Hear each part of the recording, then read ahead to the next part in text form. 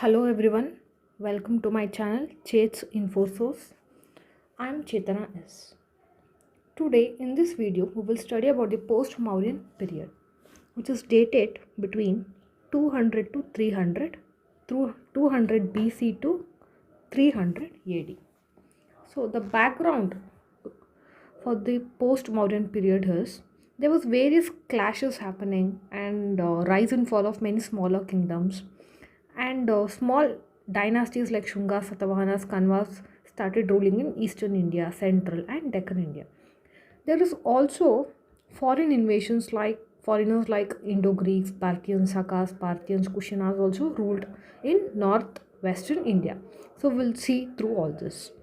So how do we get to know about all this is through coins, through inscriptions, where the names of the rulers have been given, and through Buddhist Jatakas, stories, and many other inscriptions.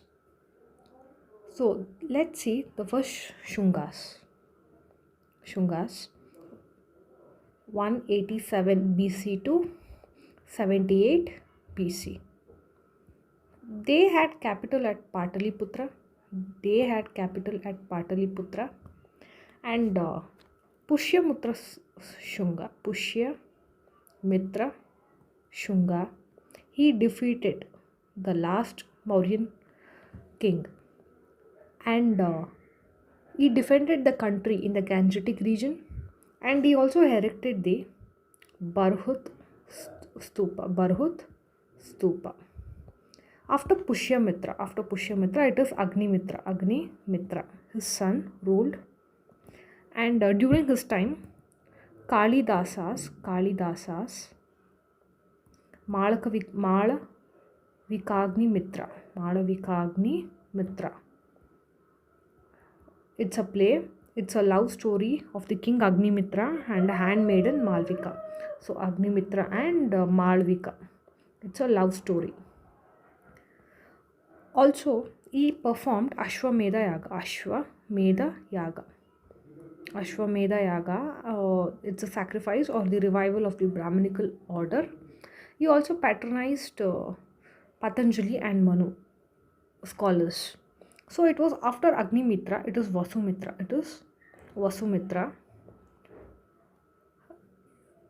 So the entire Shunga dynasty ruled, where all it ruled is the modern day Bihar, Bengal, and central India, like modern Madhya Pradesh, Bihar, Bengal, and Uttar Pradesh, and Madhya Pradesh as well. The last ruler is Devabhuti. He was the last ruler. He was killed by Vasudeva and established the Kanva. So Shungas issued gold and silver coins, and mostly after the Mauryans they came, they followed the Mauryan administration only. They patronized Brahminical order, but they were not against Buddhism or the Jainism. They patronized art and culture. It was during their time that Mathura School of Art went to new height. That is, they got the royal patronage. There were many additions to the stupas like gateways or stone railings, and Manusmriti was also written during this time, and there are also many inscriptions. So after this comes the Kanva dynasty. And the timeline of this dynasty is 73 BC to 28 BC.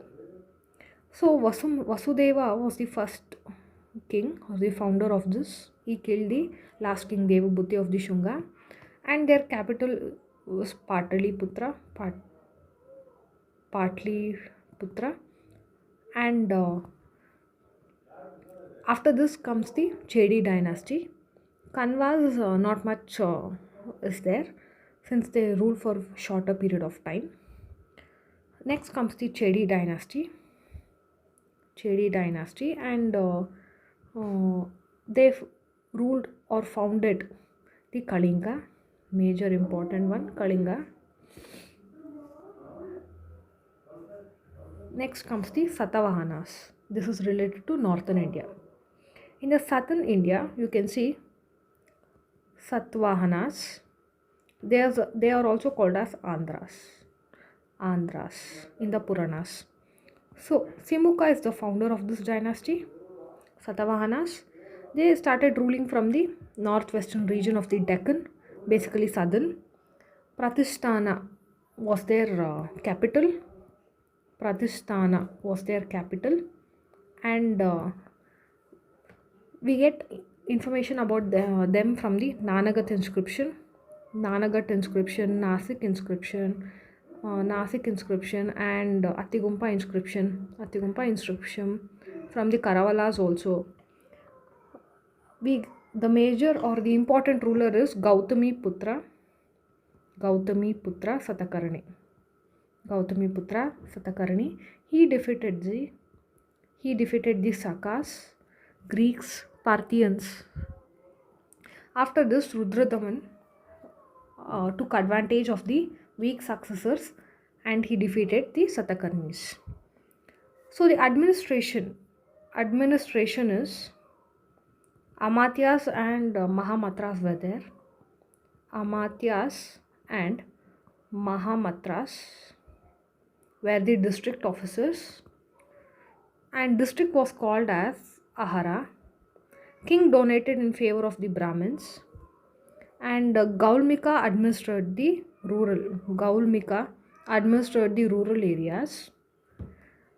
King during their time was called the upholder of the Dharma. This is about the administration. Coming to art and culture, they developed the articulture in the hills of the Western Ghats. So there are caves in Ajanta, Nasik, Kaneri, Kaule Chaitya is all important. They built many chaityas for the Buddhists and viharas. For them, viharas is the rest house, chaityas is the prayer hall. And important centers of trade were Nagarjuna Konda and Amaravati.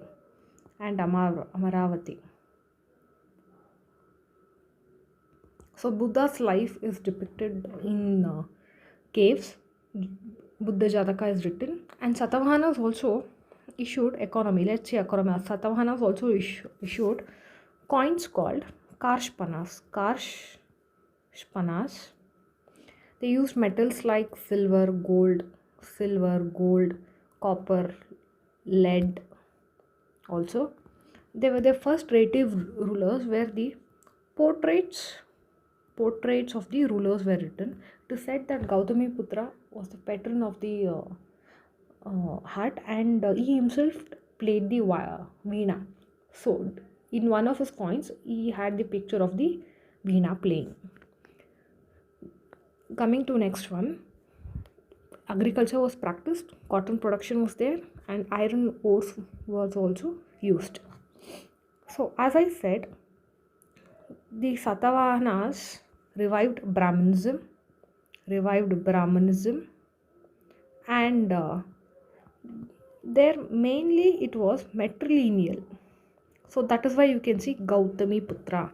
That's Gautami is mother's name. So king bear the mother's names here. So literature. Satavahana's rulers started writing in Prakrit language. And Gautami Putra Satakarna was also a literature enthusiast. One of the ruler called Ahala, he has written Gata Sapta Sai. He was a great scholar. Gata Sapta Sati is he composed Gata Sapta Sati. So this is about the Satavahanas. During this time, we can see Indo-Greeks. It is between 200 BC to 100 AD. So these people came to India and settled over a period of time. Indo-Greeks basically had three branches. That is the North Afghanistan, Afghanistan, and Taxila and Sakal, which are now in Pakistan. The important rulers were Demotrius was there from the Indo-Greeks. He and Milind or Milinda Paho. So Milinda has written Milinda Nagasen. Yes, Nagasen.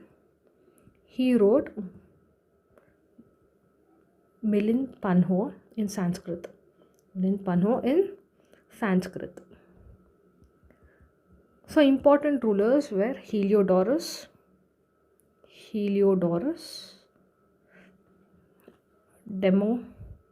Demetrius, and Milind. Greek style was used in their stone pillar. They also issued coins which had the images of the kings and gods. And Greek horoscope was also practiced. And another practice what we adopt is governorship from the Greeks. And they also adopted the social and religious way of life, and they become Indians.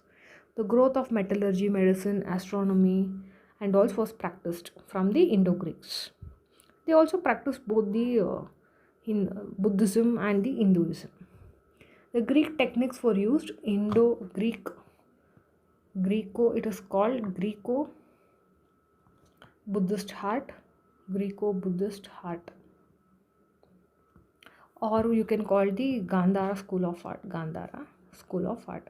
In this Gandhara School of Art, muscular body, beard and mustache is seen in Buddha or the Bodhisattva. That is, they have given the human form in this Gandhara School of Art. Next comes the Parthians. There are only few kings. Indo-Parthians also it's called. They started ruling from the northwestern region. They propagated mostly Christianity, and it was for a very short time. Next comes the Sakas. Sakas is between 100 BC to 150 AD. They were also called as Scythians. They came from the Western China. The first ruler is Moga. It is known from the inscription and the coins. The centers of Saka rulers were Mathura, Ujjain and Girnar. Mathura, Ujjain and Girnar. The governors were appointed. They ruled in the capacity of satrapas. It is called the governors. They had control over the western Gangas also. The inscriptions were written in Sanskrit. And Rudra Daman, important one, Rudra Daman repaired the Sudarshan Lake. Yes, Sudarshan Lake was built by Chandragupta Maurya during the Mauryan period. They also patronized Indian art and culture. The king of Ujjain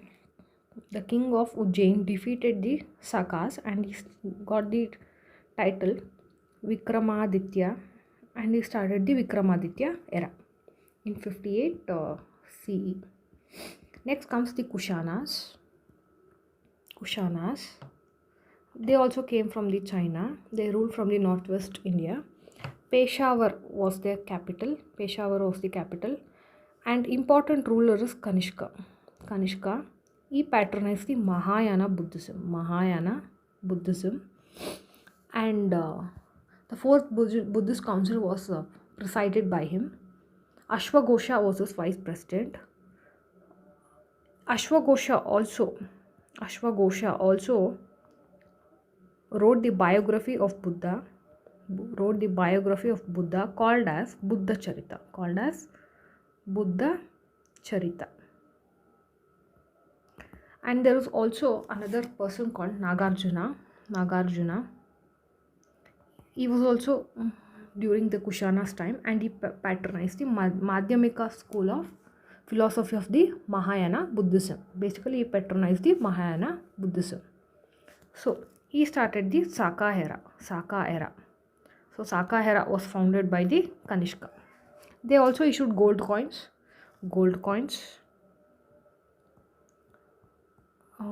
They imported the Chinese silk, and which helped in becoming a trade center, especially in Gujarat. Horse riding, many armors, long coats was the better cavalry for the army from the Kushana's time. They also introduced the satrap system. That is the entire kingdom was divided into satrapas. The entire kingdom was divided into satrapas. So this is about the post-Mauryan period, which we see major kingdoms. Okay, yeah. I hope you understood this entire chapter. Please click the like button, share it with your friends, and subscribe to my channel. Thank you.